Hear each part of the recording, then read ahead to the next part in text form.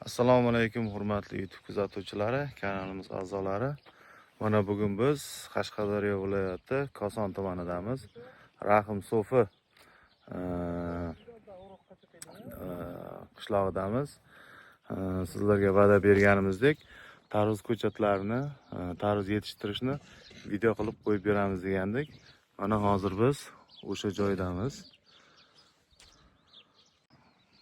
Mana bu hozir oddiygina manaki ekonom variantdagi issiqxona. Mana shu issiqxonamizga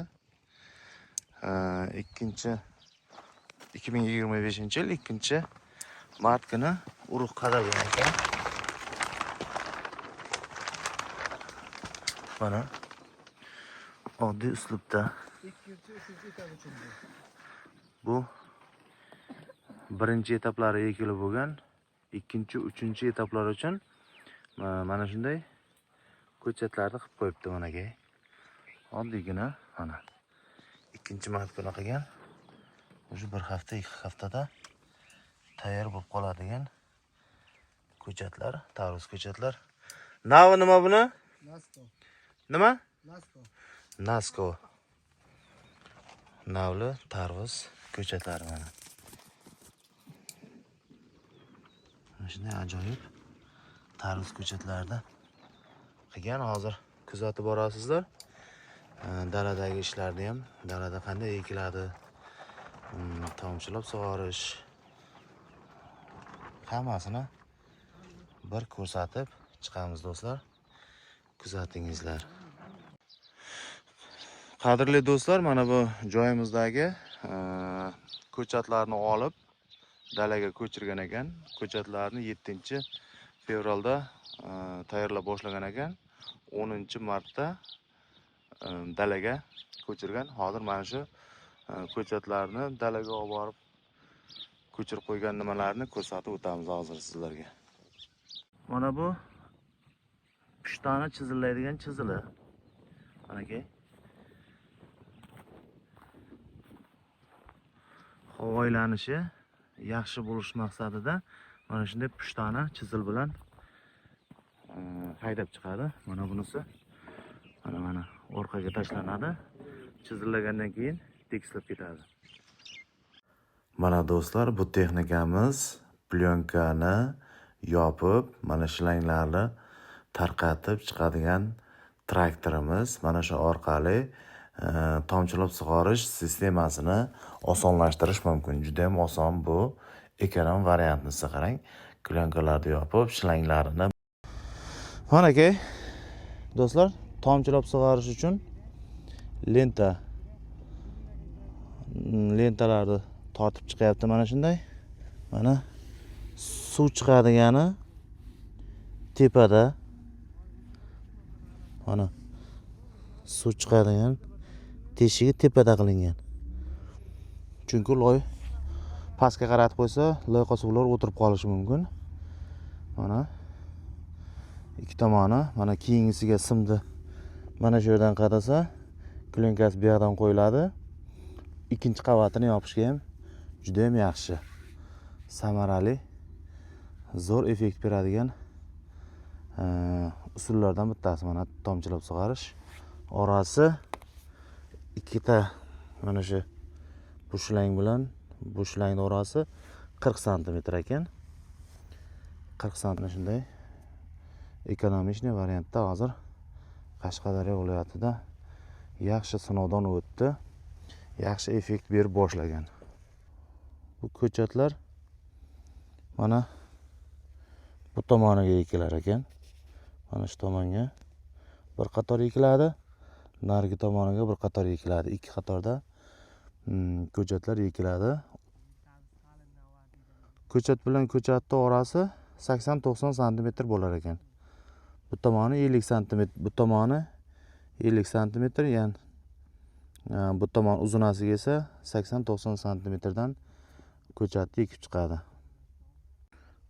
Mana hozir mana shu plyonkamiz 150, 140 ham bo'lar ekan. Oldin 2 qavat bo'lardi, hozir 1 qavatli qilib chiqaryapti.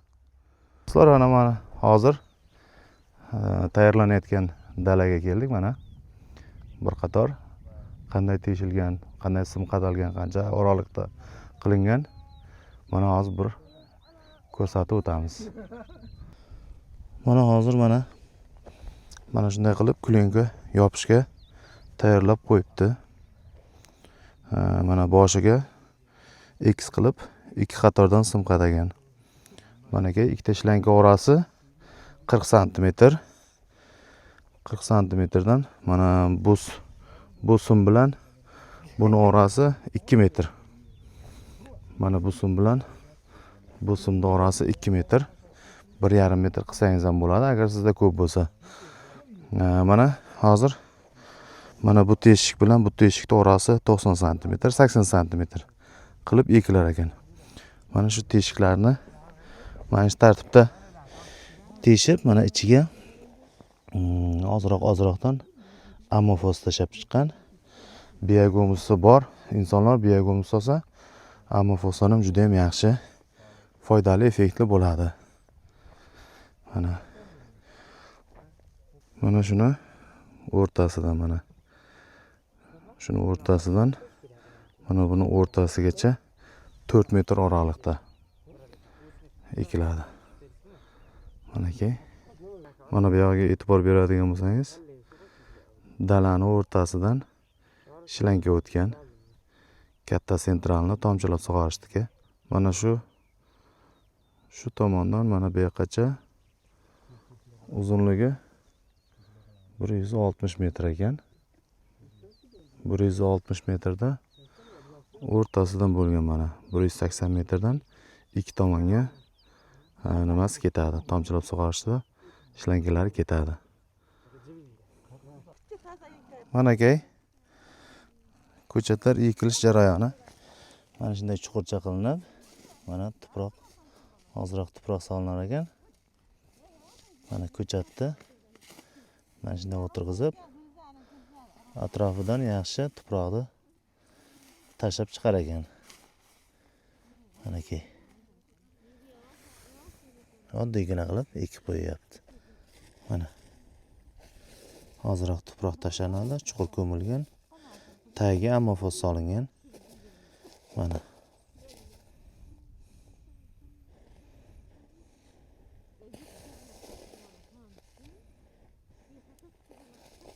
oddiygina qilib ko'mib qo'yyapti. Mana ko'chatlarni qanday ta'mirlagan, oppoq ta'mir bo'lib turibdi. Do'stlar, mana bu dalamiz uzunligi 100 metr ekan. Mana tarvuz ko'chatlar ekilyapti hozir. Mana birdan tomchilab sug'orish orqali sug'orilib kelyapti ekilganlariga. Mana hozir tomib turibdi suvlari. Teshigi yuqoriga qaragan. Mana bundaysiga uzunligi 300 metrdan oshiqroq ekan. Bunaqasiga uzunligi 100 metr. Ikkiga bo'lgan 50 metr bu tomoni, 50 metr bu tomoni. Mana tomchilab sug'orilayotgan joyi. Mana krayniklar qo'yilgan chiroyli qilib. Yana bir gap, yana aytishingiz mumkin, nega shlanka chuqur qozilib pastga qo'yilmagan degan savol ham bo'lishi mumkin-da. O'tgan yili xuddi shunday qilib chuqur qilib shlankani pastga qo'ygan ekan. Pastga qo'ygan vaqtda mana e'tibor bersalaringiz, manaki tomchilar bor. O'sha tomchilar tushib ketmas ekan. Keyin klenkadan ajralib turar ekan.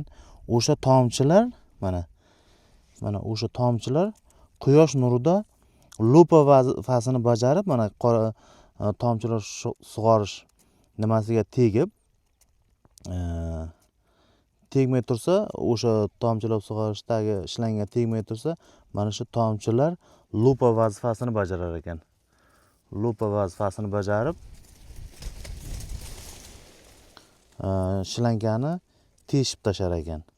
Shuni evaziga mana bu yo'l klenkaga tegadigan qilib nima qilib chiqqan, Endi Surxondaryo, Qashqadaryoda juda ham issiq evaziga mana shu tomchi suvlar lupaga aylanib ketar ekan.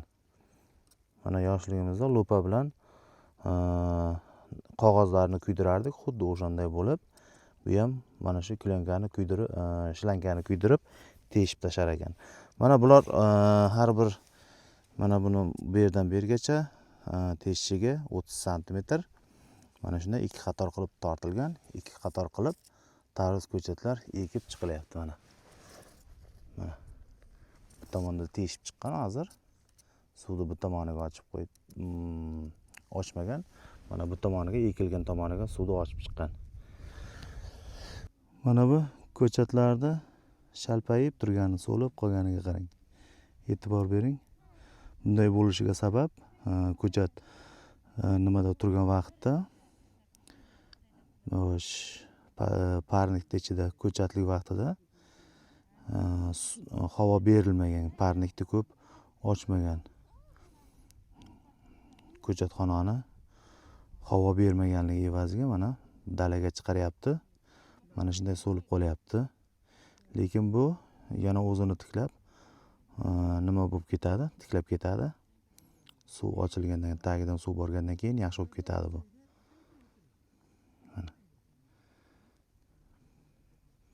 Mana bu ko'chatlar orasi 80 sm dan chuqurcha qilib ekilgan. Mana ko'chatni ekilish jarayonini ham sizlarga qilib berdik. Ana endi mana bu yerda e'tibor bersangiz, mana quyosh panel. Naryoqda transformator ham bor, faqat tok qimmat bo'lib ketganligi evaziga quyosh panel olib kelib o'rnatibdi. Hozir shu haqida ma'lumot berib o'tamiz sizlarga. Mana do'stlar, hozir mana Qashqadaryoda katta cho'ldamiz. Mana hozir men hamma joyni aylanib chiqdim. Bir 50 gektar joylarda aylanib chiqdim. Bironta joyda men nima ko'rmadim? Ariq ko'rmadim yoki zabur ko'rmadim. Zebr yo'q. Cho'l mana shunday dala. Mana sim kelgan. Mana oldinlari transformatorda tok orqali artezan urib suv chiqarib mana shu dehqonchilik qilganda. Mana do'stlar, eng qiziq joyi mana e'tibor beringizlar, mana bu yerda quyosh panellari. Mana quyosh panellari. Mana shu yerda 10 ta joylashgan. Orqasida yana 10 ta 20 ta jami bo'lib 30 ta quyosh paneli o'rnatilgan. 17 kilovat tok ishlab chiqarar ekan. Nasozlari tak nima ekan buni? 11 kilovatlik ekan. Ertalab soat 9 dan kechki 5-6 gacha mana shu dalani sug'orishga mana shuni toki yetar ekan. Bu invertor orqali ishlar ekan, quyosh panel invertor orqali, invertori chastotli invertor qo'yilgan ekan. Bunda tok ham ulanmas ekan, o'zini akkumulyatori ham yo'q ekan.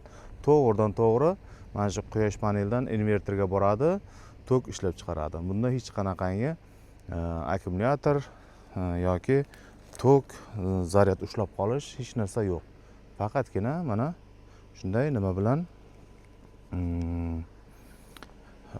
to'g'ridan to'g'ri mana e'tibor berib qarangizlar, har biridan mana ko'k nimada kabellar ketgan. Mana shunday yerda tagi bilan mana bu xonasida invertor qo'yilgan ekan, 15 kilovatlik invertor. Mana e'tibor berib qarangizlar. 3 ta mana 10 ta, 20 ta. Mana bu bilan 30 ta. Mana quyosh paneli 17 kilovat ishlab chiqarar ekan. Invertor 15 kilovatlik, nasozi 14 kilovatlik bo'lib, mana shu yerdagi mana katta dalasini sug'orishda yordam beryapti. Mana biz doim bahona qilamiz. Do'stlar, ayrimlarimiz, hamma emas, ayrimlarimiz bahona qilamiz. Suv yo'q, dehqonchilik qilib bo'lmaydi. Mana bahona qilganlarga eng zo'r ma'lumot. Mana shu turushiga 55 millionga tushgan ekan bular. Mana shu 17 kilovatli quyosh paneli 17 millionga 55 millionga tushgan. Mana shu bilan 5 gektarlik mana dalasi bemalol, adashmasam 5 gektardan ham ko'p, 10 gektarlik dalasini bemalol sug'orib ishlatsa bo'ladi. Mana bedalariga mana shu yerda 2 gektar bedasi bor ekan, 2 kunda sug'orib bo'ldi deyapti. Kunduz kuni faqat. Kunduz kuni ishlar ekan mana bu quyosh panel. Bu chunki deganda to'g'ridan to'g'ri invertorga borar ekan. Quyosh bor payt tokni yaxshi chiqarib berib turar ekan. Endi bizda Surxondaryo, Qashqadaryo sharoitiga bu juda ham mos. Chunki bulutli kunlarda o'zi bo'lmaydi. Quyoshli kunlar bizda juda ham ko'p. Xo'sh, hurmatli do'stlar, mana ekish jarayonlari, sug'orish jarayonlari hammasi haqida anchagina ma'lumotga ega bo'ldilaringiz. Ana keyingi videolarimiz bularga qanday dori beriladi, qanday tartibda beriladi, dorilarning nomlari nima, qancha vaqtda dori beriladi, keyingi videolarimizda qo'yib boramiz va keyingi videolarimizda o'tkazib yubormasdan ko'rish uchun bizning kanalimizga obuna bo'lib, videolarimiz ko'proq insonlarga borib yetishlari uchun o'zlaringizni yaqinlaringizga yuborib qo'yishlaringiz mumkin va podpisatsiya berib, like tugmalarini bosib qo'ysangiz videomizning, ya'ni kanalimizning rivojlanishiga katta hissa qo'shganlaringiz shu bo'ladi. Shu munosabat bilan biz yana ham kanalimizni qo'llab-quvvatlab turganlaringiz uchun bundan ham qiziqroq videolarni chiqarishga harakat qilamiz do'stlar. Xayr, sog' bo'lingizlar.